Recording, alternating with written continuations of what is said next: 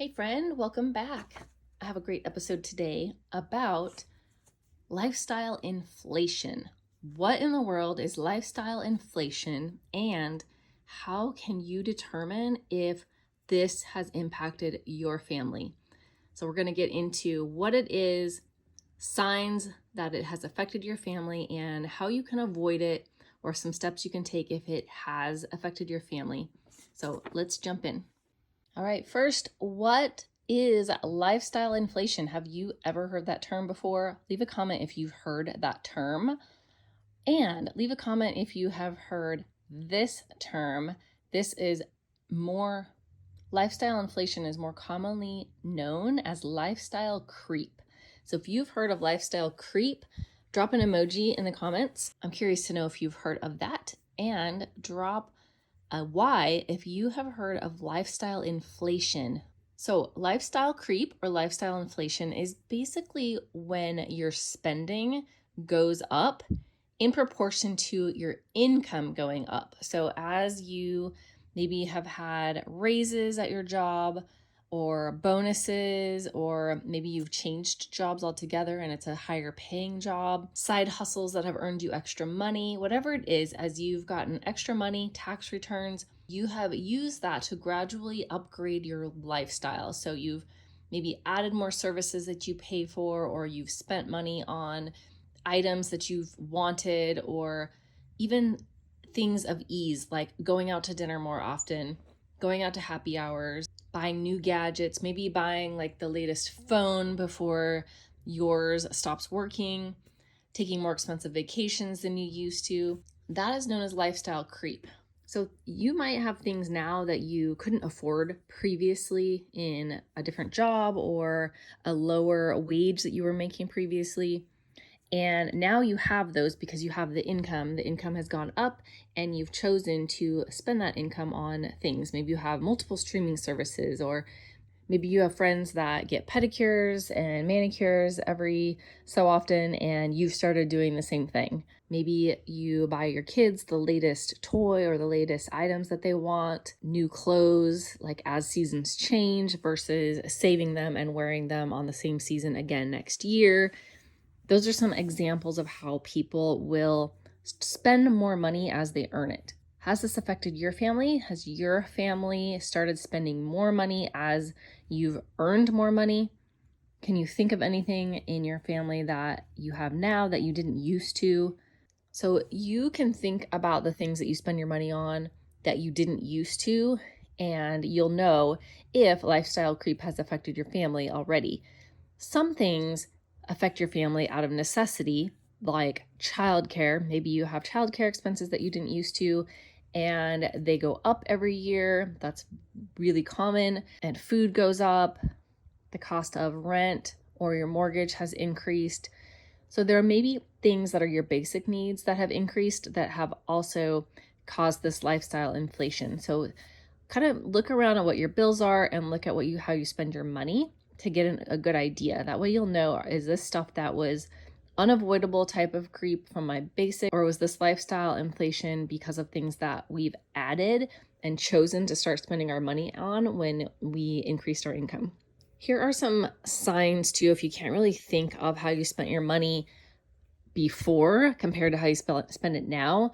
Some signs of lifestyle creep or lifestyle inflation that they have affected your family is, a big one is that there's no increase or very little increase in your savings. So if you have really struggled to save money and build up an emergency savings, build up savings, any kind of savings that you were wanting to have or wish you did have, even though you make more money now, if you don't have that savings, that is a sign of lifestyle creep. You have higher income now, but your savings has not grown as a result of that higher income, or at a much smaller percentage of increase than your income was. Other signs are just upgrading beyond what your needs are. So if you replace items more frequently, like the phone that I talked about before, your phone still works, but you get the latest one. Another sign can be more debt. So if your debt has been going up, maybe you've had to take out loans, or you've added credit card debt, or you've refinanced to take out money out of your home in order to pay off some debts, that can be a sign of lifestyle creep as well. So it's really important to know, what are you putting on the debt? What is being charged as debt? Is it spending? Is it something that could be preventable? Is it something that was an emergency, like a health situation, and you had a huge out-of-pocket health bill and it couldn't be avoidable because it was an emergency? So you know the difference. If it's an emergency, a sudden emergency, and you had to put it on debt, that's different than regular kind of frequent spending that is going on as debt. And then another sign is just if you feel pressured at all, like when you're hanging out with friends or family and maybe any comments are made, or maybe they have certain things or they're doing certain things as a family, if you feel that pressure to kind of keep up with the Joneses, as you've heard that, I'm sure, or if you feel that pressure at all, like from your peers, from your friends, from your loved ones, based on how they're spending their money, maybe they have upgraded cars every so often, and you feel like yours is older and you feel the pressure to buy a better car, a newer car, that can be a sign as well that you may be tempted to give in to lifestyle creep, or that you have, if you can think of any of those purchases, you've given in to that pressure. So I'm sure you can see over time how financially detrimental it can be if lifestyle creep is impacting your family. You don't have the savings that you wish that you had. Maybe you need to save up for kids' college or retirement and you're way behind.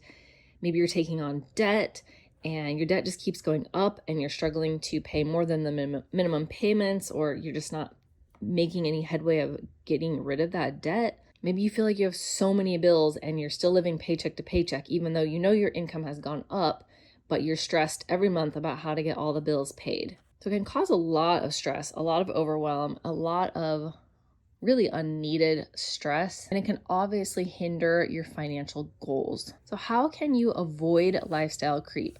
And this will work too if you have already realized that lifestyle inflation has affected your family and you need to backtrack, you need to start working on eliminating that from your life.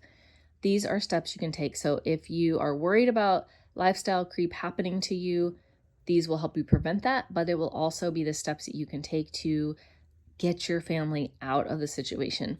And the first one is to create financial goals. So you really need to look at your whole picture situation and determine what is important to you to tackle with your finances. If you have any kind of debt at all, I highly recommend that be your number one financial goal to work on, is eliminating that debt, because that is costing you a lot of money every single month as you carry balances forward. And that's money that is tied up from all of your paychecks that you could be using towards another goal, and you can't because it has to go to this debt. But maybe you don't have debt, maybe you just don't have any savings built up, and that's your first step. Maybe you want to build an emergency savings. Maybe you have an emergency savings, but you feel like it's not enough. Like you have a goal of 3 or 6 months of living expenses to be saved up. Maybe you have kids getting too close to college and college is something that's important to you to pay for, and you really want to start saving up for that. Maybe you feel like you're way behind on saving up for retirement because you truly are never too young to start saving up for your retirement. So at any age, maybe you feel like you're behind and you want to set that as a goal. And maybe investing, maybe financial freedom is something that's important to you. Maybe being able to afford things that actually matter to you more than going out to eat every single week. Maybe you have a big vacation you would love to take your family on, and kids are only young for a certain amount of time. So whatever your goal is, it's not wrong. Just write it down, make note of what your goals are, get on the same page with your family of what you are going to work on. Then the second step is to set limits on your spending. And the best way to do this, of course, is to create a budget and actually to track your spending against your budget. So to even know, how have you been doing on your spending? Where can you cut back? And see if your budget is realistic. So start following a budget. How much can you then save money within each category to really impact your financial goal the most? What categories of spending are non-negotiable for you? Like maybe there are certain luxuries you are not willing to give up, and that's okay. You get to decide, but you also then get to decide what you really aren't happy about spending money on. You can cut that and use that money for the financial goal that you set. Another step is to automate your savings. If savings is a goal of yours, set it up and forget about it. It needs to be automated because studies show that we do not follow our own rules when we have to remember to do it. Even if we set reminders for ourselves, we don't always take action and get it done. So by automating your savings, you can have your paycheck have a percentage go straight to a savings account. You don't even have to think about it. Or schedule transfers within your bank from your checking account to your savings account. You can set these up even easily online. So all that savings is happening without you even thinking about it. And remember that every time you do get extra money, like you get a raise, you can adjust the amount that you're saving and have even more money go to your savings account and pretend that you did not get that raise. Use that raise money or that bonus or tax return for whatever your biggest financial goal is. And then just prioritizing your absolute needs or your must-haves over just the would be nice to haves. So those things that aren't as important to you, delay those, delay upgrades, delay things that like really just ask yourself what is important and what isn't that important. Don't spend your money on the things that really don't bring a lot of value to you long term. Like what doesn't really give you joy or add to your life. Maybe those aren't the right areas to spend your money. And it's okay to have hard conversations. If your friends are used to going out with you every single week, they're going to probably understand if you need to do that every other week or once a month, or have them over to your house for a game night instead of going out.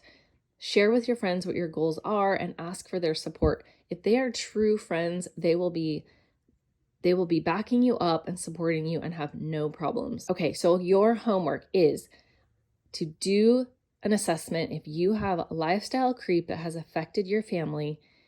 Identify where that creep is, what you can eliminate, and make a plan so that what you're spending your money on is truly what you most want to be spending your money on.